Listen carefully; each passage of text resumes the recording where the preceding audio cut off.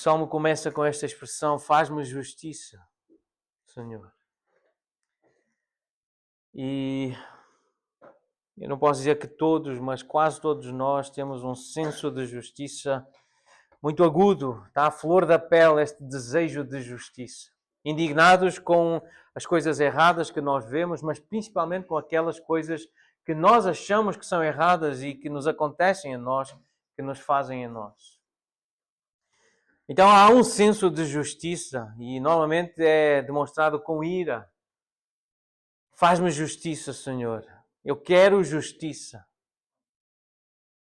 Então é compreensível começar uma oração e falar com Deus. Deus, até quando Tu não vais punir os meus inimigos, os que me fazem mal, os que me ofendem? Até quando, Senhor? E esta ideia faz-me justiça e acho que todos nós nos podemos identificar em algum momento com este tipo de oração e pedido.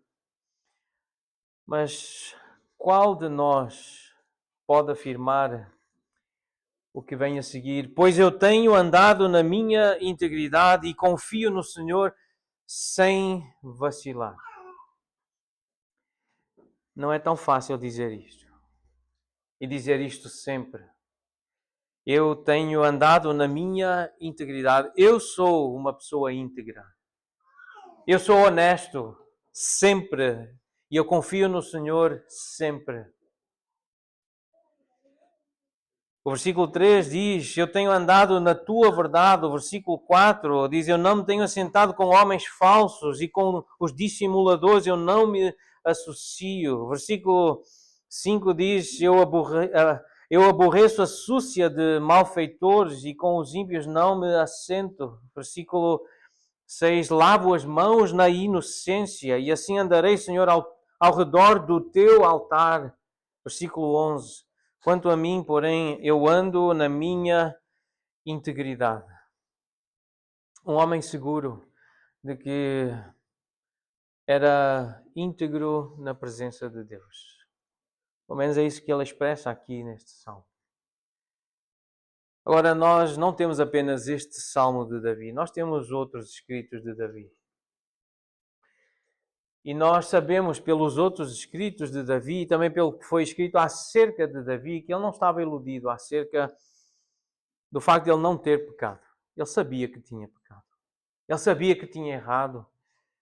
Ele afirma no Salmo 51, no versículo 5, eu nasci na iniquidade e em pecado me concebeu minha mãe. Eu sei que eu tenho pecado. Eu também não estava iludido acerca da necessidade que ele tinha de misericórdia, da bondade de Deus. No versículo 11, aqui no Salmo 26, ele diz: Senhor, tem compaixão de mim. Eu preciso da tua compaixão, da tua misericórdia. Eu preciso do teu amor fiel, da tua paciência comigo. Então, podemos perguntar que nem mesmo Davi era totalmente íntegro. E ele diz no Salmo 130, versículo 3, Senhor, se observares iniquidades, quem subsistirá? Quem ficará de pé? Quem é que pode realmente dizer, Senhor, eu tenho andado na minha integridade. Senhor, eu tenho andado na tua verdade. Senhor, eu ando na minha integridade. Eu lavo as mãos na inocência. Quem pode dizer isso? Mas aqui Davi, ele identifica-se com o justo, não com o ímpio. Ele aqui identifica-se como o crente, aquele que acredita em Deus. Não com o incrédulo, aquele que não quer saber de Deus. Davi aproximou-se de Deus crendo que Deus existe e que se torna galardoador dos que o buscam. É isso que nós lemos em Hebreus, no capítulo 11, o capítulo da fé, que descreve, explica o que é fé e dá exemplos de homens de fé. E o nome de Davi é citado nesse capítulo, dos homens que tiveram fé. Por meio da fé, nós sabemos, pela história dos livros de Samuel, os livros de Crônicas, que Davi subjugou reinos.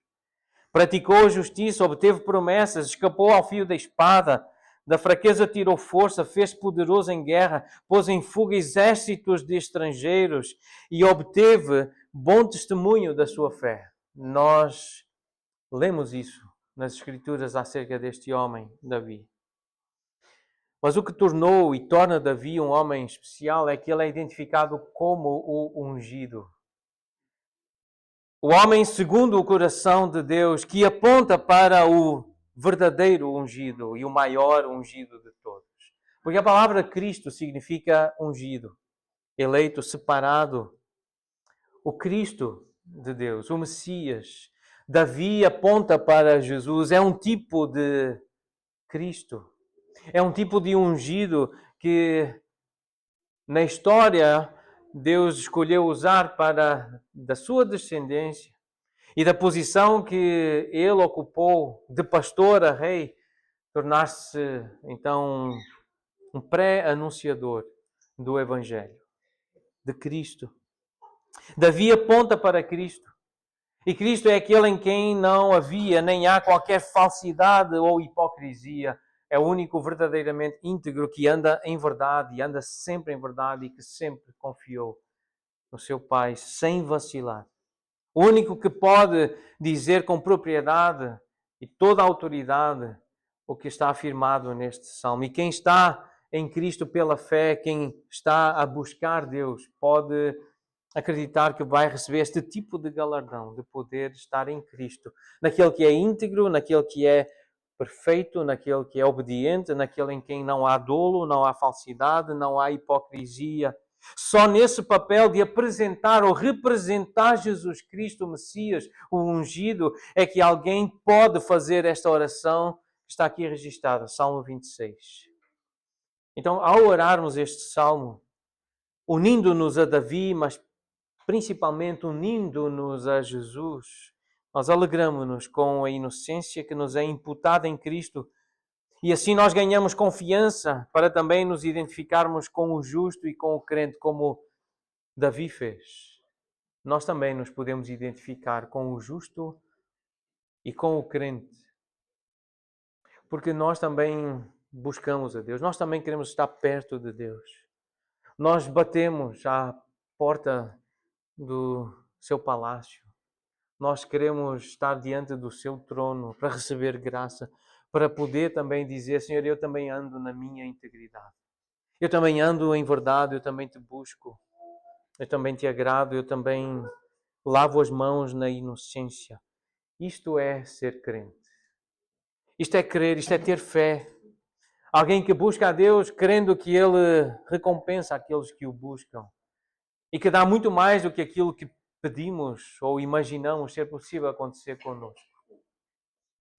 O anseio apresentado no Salmo 26 é o anseio de agradar a Deus por meio de uma vida de integridade. Estes versículos que nós lemos, 1, 3, 5, 4, 5, 6 e o 11, apresentam claramente esse compromisso com o tipo de adoração que o nosso Senhor procura. O nosso Senhor, o nosso Deus procura adoradores que o adoram em espírito e em verdade. É esse tipo de adoração que o nosso Deus procura. Durante o seu ministério na terra, o Senhor Jesus teve vários confrontos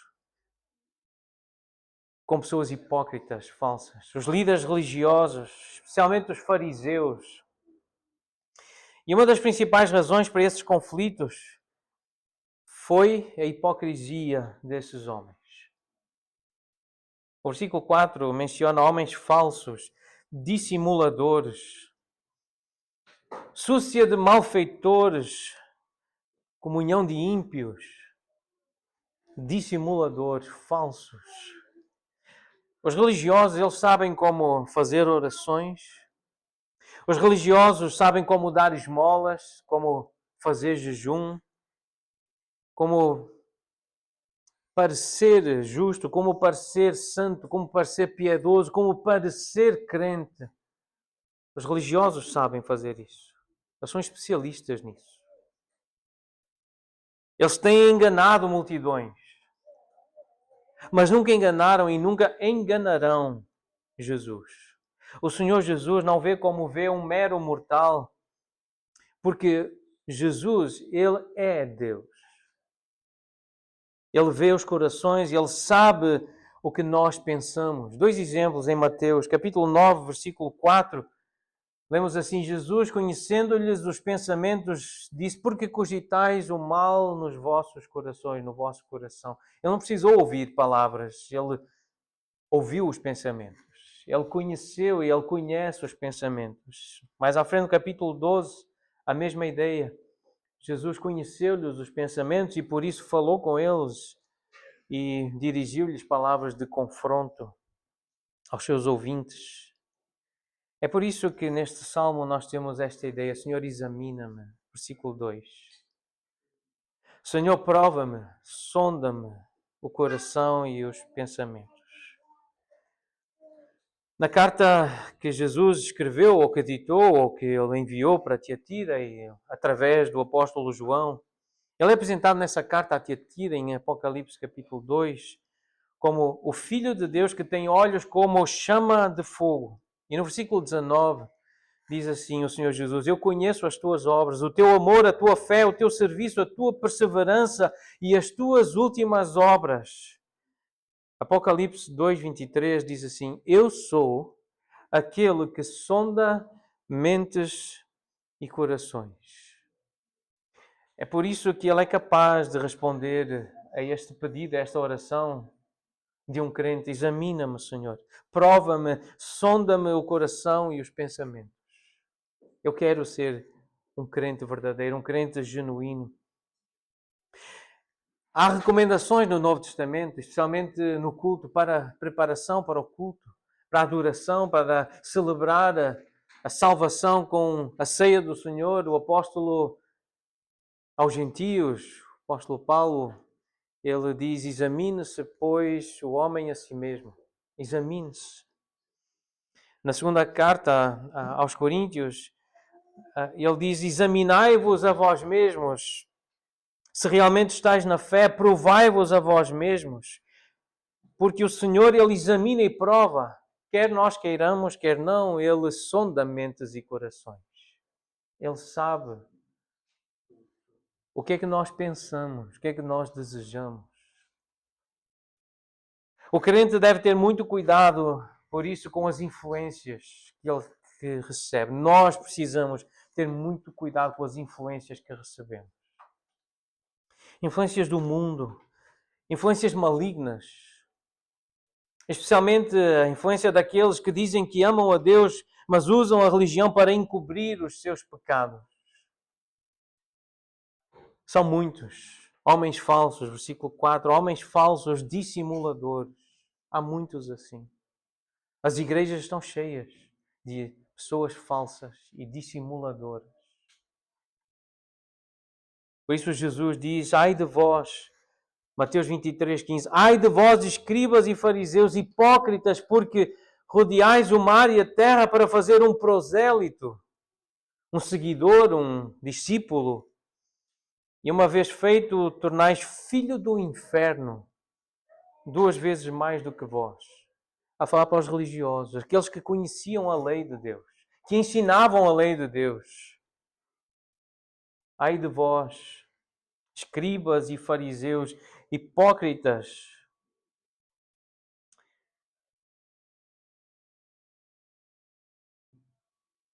Davi diz, na verdade é Jesus que diz, e Davi, por crer em Deus e receber de Deus a graça de ser considerado um crente, um justo, ele diz: não me tenho assentado com os homens falsos. Com os ímpios, versículo 5, segunda parte do versículo 5, com os ímpios eu não me assento. E tu? Será que tu podes dizer a mesma coisa? Quem são os teus influenciadores? Tu sentas-te à frente de quem para ouvir? Tu ouves quem? Quem é que te está a influenciar? É a tua cultura? São os teus pais? É a tua família? Que tipo de influência é que tu tens recebido? Com o que ou com quem tu passas mais tempo no teu dia, na tua semana? Que tipo de conteúdo está normalmente no teu ecrã, recorrentemente no ecrã que tu usas? Que tipo de conteúdo? Quais são os pensamentos ou os desejos mais comuns do teu coração? São perguntas que eu precisei fazer a mim mesmo. Durante estes dias, esta semana, ao preparar para partilhar isto contigo, eu precisei fazer a mim mesmo, se eu posso fazer esta oração, se eu ajo como um justo, como um crente, se eu posso dizer ao Senhor, eu lavo as mãos na inocência. E eu sei que é isto que Deus quer que eu faça, este tipo de pergunta que eu faça a mim mesmo, que eu me examine, que eu me prove, que eu deixe que o Espírito Santo me sonde para ver que tipo de influência é que eu estou a receber. Quais são as vozes que estão a entrar na minha mente? Que tipo de mensagem é que está a formar o meu entendimento do que é vida? Será que tu não te tens assentado com homens falsos? Será que tu não te assentas com ímpios? Não te sentas diante de conteúdo que é ímpio, que é falso, que é contra Deus, inimigo do Senhor? Não faltam dissimuladores e homens falsos, falsos mestres, pessoas que querem tirar o argueiro do olho do outro, mas que têm uma trave no seu próprio. Pessoas que coam o mosquito e que engolem o camelo. Pessoas que ensinam os outros, mas não se ensinam a si mesmos. Não falta gente assim. Nas igrejas, não falta gente assim. É por isso que nós precisamos deste confronto de ler o Salmo de Davi, que aponta para Jesus, que se identifica com o crente, com o justo. Não porque não precise de compaixão, porque ele pede, ele ora, Senhor, tem compaixão de mim. Eu não quero ser um filho do inferno. Eu não quero ser este tipo de gente hipócrita, falsa. Eu não quero fazer dos outros, influenciar outros para serem ainda filhos do inferno 2 vezes mais. Senhor, livra-me. O crente diz, versículo 3, a tua benignidade eu tenho-a perante os olhos e tenho andado na tua verdade. É para Deus. É para o caráter de Deus que o crente olha, não é para si, não é para os seus pais, para os seus irmãos, não é para o seu pastor, não é para os influenciadores da internet, os grandes nomes dos pregadores famosos. Deus, é a tua benignidade que eu tenho perante mim. É o teu caráter, és tu que eu quero ver, eu quero contemplar. É a revelação de Deus que é a verdade que o justo quer ouvir. O justo quer a palavra verdadeira, a palavra fiel. É só isso que alimenta a alma do crente. É isso que fortalece a fé do discípulo. Versículo 6, eu lavo as mãos na inocência e assim andarei, Senhor, ao redor do teu altar, para entoar com voz alta os louvores e proclamar as tuas maravilhas todas. Eu amo, Senhor, a habitação da tua casa e o lugar onde a tua glória assiste. Versículo 12 diz, nas congregações bendirei o Senhor. É uma referência ao tabernáculo, era o que Davi conhecia naquela altura. O lugar do culto. Os israelitas, quando queriam adorar a Deus, servir a Deus, eles iam ao tabernáculo, aquela tenda que estava montada lá em Jerusalém, e onde prestavam culto, onde apresentavam as suas orações, os sacrifícios para a remissão de pecados, o sangue que era ali colocado no altar, depois de sacrificado o animal, para que a culpa fosse apagada. É uma referência, portanto, ao culto israelita. É na presença do Senhor que nós atinamos com o fim dos homens, como lemos no Salmo 73. Até que entrei no santuário de Deus e atinei. Atinei com o fim deles, do fim do ímpio. Como é que vai acabar a história do ímpio? Asaf, ele está numa crise, Porque ele procurava ser inocente, ele procurava ser íntegro, ele lavava as mãos na inocência, ele procurava andar em retidão diante de Deus, mas ele via os ímpios a prosperar, a terem mais do que ele tinha, parecia que tinham mais saúde, tinham mais riquezas do que ele, e ele ficou em crise. Até que entrou no santuário. Ele foi ao lugar onde o povo de Deus se congregava. Ele esteve naquele lugar onde podia estar ao redor do altar do Senhor, ele podia estar na habitação da casa do Senhor, ele podia estar no lugar onde a glória do Senhor assistia. Ele entrou no santuário e ele atinou. Ele entendeu, ele compreendeu. E é nessa presença, é nesse lugar,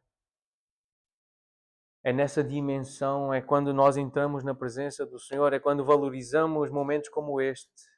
Este é o culto ao Senhor. Esta é a reunião do povo do Senhor. É quando estamos reunidos à volta da palavra do Senhor que nós podemos atinar. Nós podemos voltar a ter o tino, a ter juízo, a ter a sabedoria necessária, o discernimento para saber quem somos e para onde vamos, de onde viemos e para onde vamos. É quando estamos na presença do Senhor, nas congregações, nas reuniões. É quando estamos à volta, ao redor de Cristo e da mensagem da cruz. O verdadeiro altar foi ali. O Gólgota, a caveira, o Calvário. Esse é o altar. Nós estamos ao redor, nós estamos à volta dessa mensagem, a mensagem do amor de Deus, o sacrifício de Jesus Cristo, o Cordeiro de Deus, perfeito, inocente, íntegro, sem mácula, sem culpa, sem falsidade, sem hipocrisia. Esse Cordeiro perfeito que foi imolado por nós. É pelo sangue do inocente Jesus que nós somos lavados pela graça por meio da fé. É ao redor da mensagem da cruz que nós entoamos louvores e proclamamos as suas maravilhas todas. É na presença do Senhor, é na sua presença com o seu povo, com a sua igreja, que nós melhor bendizemos o Senhor e que admiramos a sua glória. É neste contexto. Davi tinha essa noção. Porque era crente, porque era justo, justificado pela fé.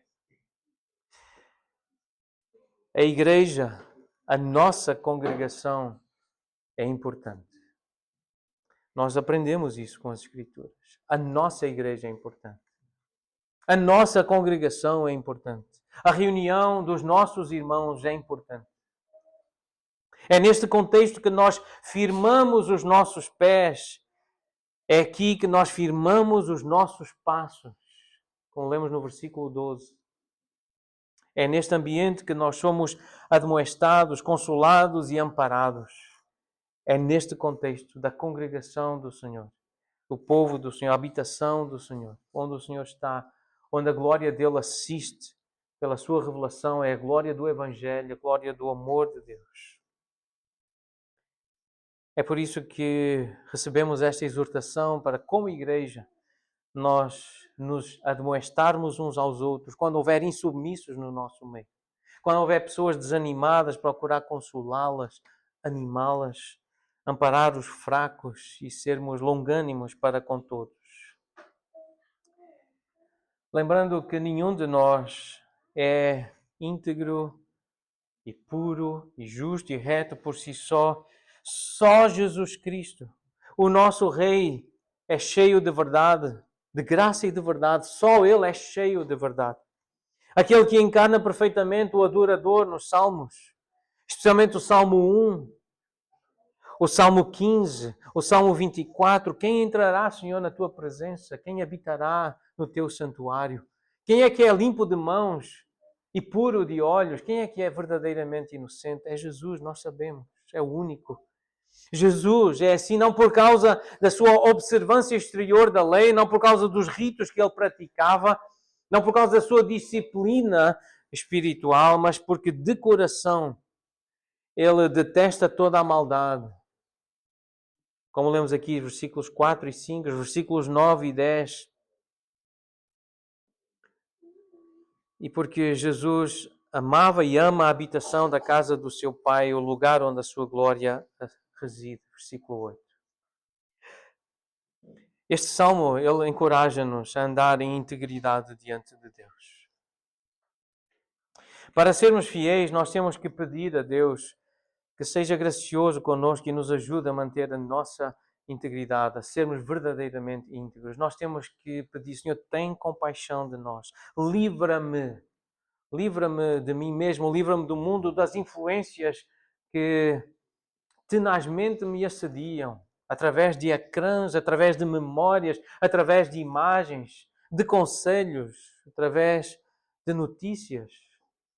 Senhor, livra-me da impiedade, tem misericórdia de mim, livra-me da falsidade, tem compaixão de mim. Os vacilantes e inconstantes, eles correm mais riscos de tropeçar e cair.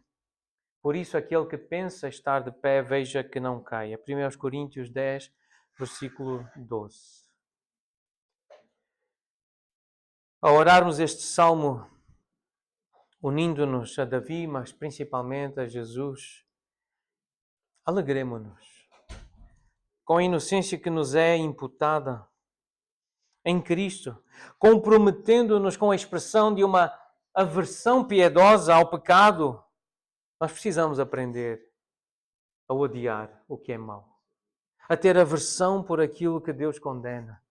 Nós precisamos aprender a não nos sentarmos na súcia de malfeitores, a não contemplarmos a maldade, a falsidade, a imoralidade.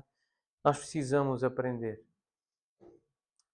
a expressar uma aversão ao pecado, mas uma afeição preciosa ao nosso Senhor, Deus e Pai que está nos céus. Nós precisamos aprender como é que eu mostro que eu tenho afeto, que eu tenho amor, que eu aprecio estar com Deus e perto de Deus. Como é que eu mostro a Deus que eu gosto de estar na sua presença?